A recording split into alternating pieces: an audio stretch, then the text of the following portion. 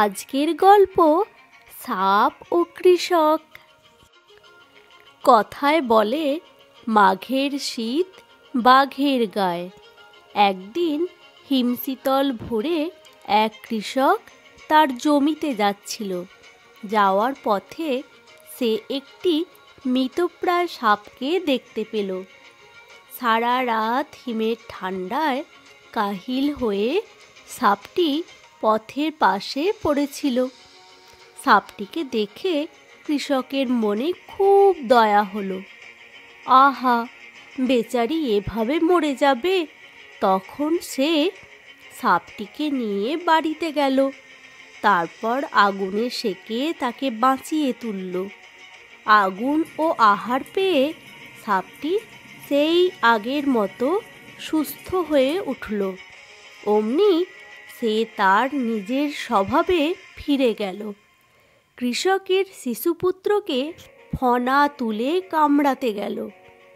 সাপটির এই শয়তানি কাণ্ড দেখে কৃষক ভীষণ রেগে গেল। সে তখন সাপটিকে বলল, ওরে দুষ্টু সাপ কোথাকার, তুই কি না মরেই গিয়েছিলি? আমি তোকে আহার দিয়ে আগুনে সেঁকে সেবা করে বাঁচালাম, আর সেই তুই কি না প্রাণ ফিরে পেয়েই আমার ছেলেকে কামড়াতে যাচ্ছিস। এই জন্য বলে স্বভাব কখনোই যায় না। যার যেমন স্বভাব তার সেই রকমই থাকে। তোর যোগ্য শাস্তি পাওয়া উচিত। এর জন্য তোকে আমি শাস্তি দেব।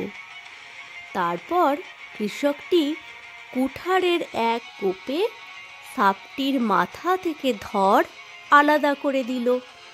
তো বন্ধুরা, এই গল্প থেকে আমরা কি শিখলাম? যার যেমন স্বভাব সে তেমনই থাকে। তো বন্ধুরা, গল্পটি ভালো লাগলে লাইক, কমেন্ট আর সাবস্ক্রাইব করে দিও। ফিরে আসছি নতুন কোনো গল্প নিয়ে।